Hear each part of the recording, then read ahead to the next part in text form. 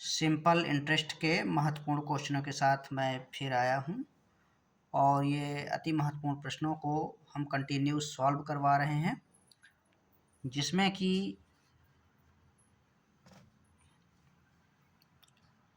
Previous exam में आए हुए क्वेश्चन हैं। तो हमारे पास दिया है कितने वर्ष में 5,000 रुपये का 6% साधारण ब्याज की दर से मिश्रधन 6200 रुपये होगा। इस क्वेश्चन को हम सॉल्व करेंगे।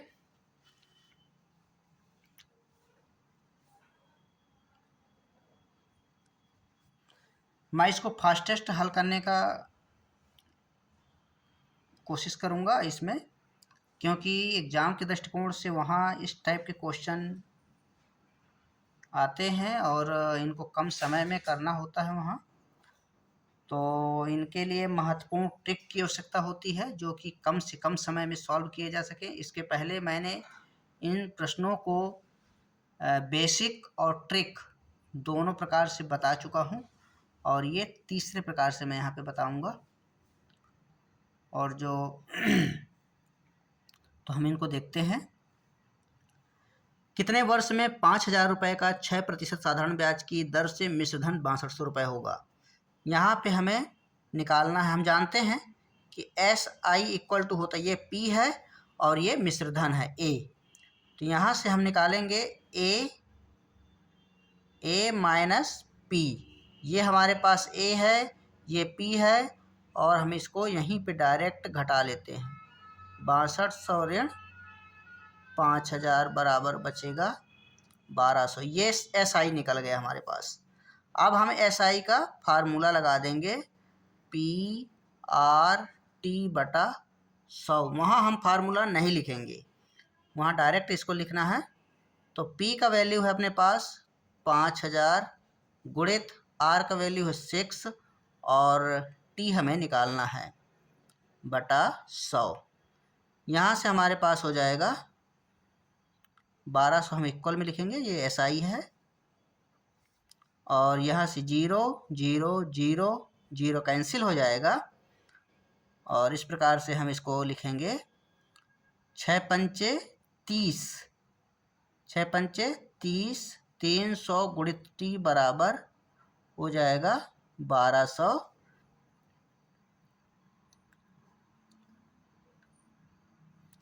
300 गुणित T बराबर हो जाएगा हमारे पास 1200 और इस प्रकार से हम इसको सॉल्व करेंगे। 0 0 0 0 T बराबर हो जाएगा 12/3 बराबर आएगा 4। तो यहाँ से हम रखेंगे T बराबर हो जाएगा, T बराबर होगा हमारे पास 4 वर्ष।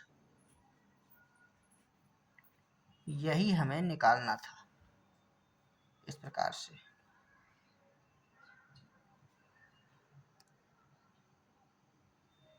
दूसरा क्वेश्चन है, एक धनराशि 16 वर्ष में दुगुना हो जाती है तो 3 गुना धनराशि होने में कितना समय लगेगा। इसको मैं पहले जो मैंने बताया था ट्रिक उसको मैं यहाँ पे प्रदर्शित करूँगा। इसमें है हमारे पास फार्मूला है अपने पास N1 - 1 upon T1 equal to N2 - 1 अपॉन T2। इसमें हम डायरेक्ट मान रखेंगे। N1 ये है, सॉरी ये N1 ये है 2 ऋण 1, T1 है 16 बराबर N2 है हमारे पास 3 ऋण 1 और T2 का मान फाइंड करना है। 2 में 1 घटाएंगे तो 1 आएगा, 3 में 1 घटाएंगे 2 आएगा T2। यहाँ से हमें T2 बराबर निकालना है तो T2 में 1 का गुणा होगा तो T2 होगा। 16 में 2 का गुणा करेंगे तो 16 में 2 का गुणा करेंगे तो हमारे पास आ जाएगा, 16 में 2 का गुणा करेंगे तो 16 दूनी 32 आएगा। यही हमें निकालना था, 32 वर्ष। अब यहाँ जो हम हल करेंगे वो तीसरा ट्रिक है इसका। तीसरा प्रकार ये है कि हम यहाँ पे P बराबर लेंगे 100 और मिश्रधन को लेंगे ए बराबर दुगुना हो जाता है तो 200 लेंगे और दोनों के बीच का डिफरेंस देखेंगे एस आई निकलेगा, वही एस आई हमारे पास हो जाएगा 100। अब यहाँ से हम आर टी का फार्मूला लगा सकते हैं। आर टी बराबर एस आई होता है, इंटरेस्ट होता है। आर का वैल्यू हमारे पास नहीं है, टी का मान है 16 और एस आई का मान है 100। 4 से कटाएंगे, 4 चौक 16, 4 दूनी 8, 4 पंचे 20। आर बराबर हो जाएगा 25/4। इस प्रकार से ये होगा 25/4। यहाँ से हम इसमें 3 गुना धन राशि होने में, 3 गुना धनराशि अर्थात यहाँ पे हमें एस आई पता है, क्योंकि एस आई क्या हो जाएगा 3 गुना, अर्थात यदि 100 है पी और मिश्रधन हो जाएगा 300, तो 100 में 300 में 100 को घटाएंगे तो 200 आएगा हमारे पास। तो यहाँ पे इसका एस आई दूसरे पार्ट में एस आई हमारा मिलेगा 200। तो हम फिर फार्मूला लगाएंगे आर टी वाला। आर का मान हमारे पास दिया है आर टी बराबर एस आई, तो यहाँ पे 200 दिया है एस आई का वैल्यू, और आर का मान हमारे पास 25/4 दिया हुआ है, ये है 25/4 गुणित टी निकालना है। 25 से कम 25, 25 अट्ठे 200, टी बराबर 4 गुणित 8 बराबर 32, टी का मान 32। ये तब के कंडीशन में यदि ये फार्मूला हमें याद नहीं है। फार्मूला याद ना होने के कंडीशन में हम इसको बेसिक तरीके से भी हल कर सकते हैं।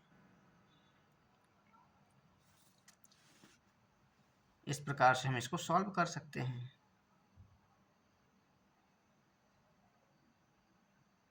ऐसे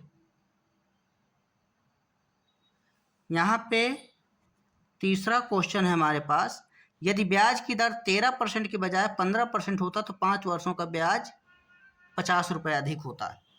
इसको हम आर टी के फार्मूले से हल करेंगे। आर टी एस आई हम निकाला जाता है, आर मतलब दर और टी का मतलब है टाइम। यहाँ पे दोनों दर दिया है तो दोनों दर के बीच का डिफरेंस निकालेंगे। 15 ऋण 13 गुणित यहाँ पे 5, ये आर हो गया और ये टी हो गया।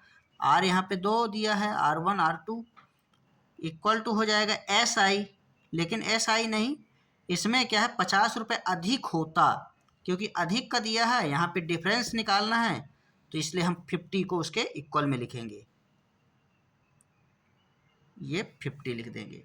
15 में 13 घटाएंगे 2 गुणित 5, ये प्रतिशत लेंगे, बराबर 50। 5 दूनी 10% बराबर 50 हो जाएगा। 0 0 हमारे पास 1% बराबर 5 आया, इसलिए 100% बराबर हो जाएगा 500। यही हमारा उत्तर है, यही हमारा आंसर है। इस प्रकार से इसको हम दूसरे प्रकार से भी हल कर सकते हैं, दूसरे प्रकार से भी इसको हल किया जा सकता है, लेकिन दूसरा प्रकार क्या है बता ही देते हैं। दूसरा प्रकार ये है, यहाँ मूलधन पी लेंगे और आर का मान 15 ऋण 13 गुणित 5 बराबर हो जाएगा 50। 15 में 13 घटाएंगे 2 गुणित 5 बटा में 100 रहेगा, यहाँ पे प्रतिशत है, यहाँ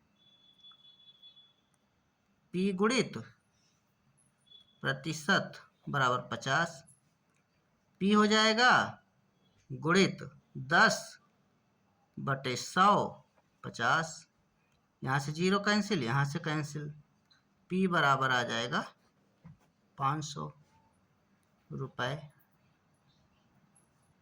पी बराबर 500 रुपये आ जाएगा। इस प्रकार से ये क्वेश्चन को सॉल्व करेंगे। ये तीसरा क्वेश्चन है हमारे पास, 2800 रुपये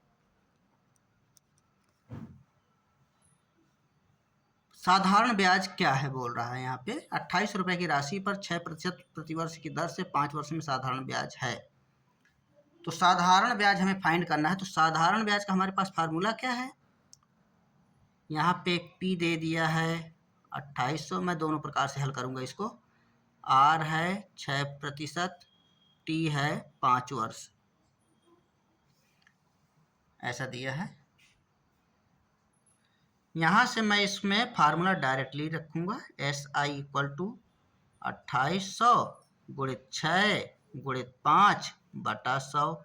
ये 0 0 कैंसिल हो जाएगा और ये आ जाएगा 6 पंचे 30 और 30 गुणित 28, 28 3 84, 840 रुपये। SI बराबर, ये इसका आंसर हो गया।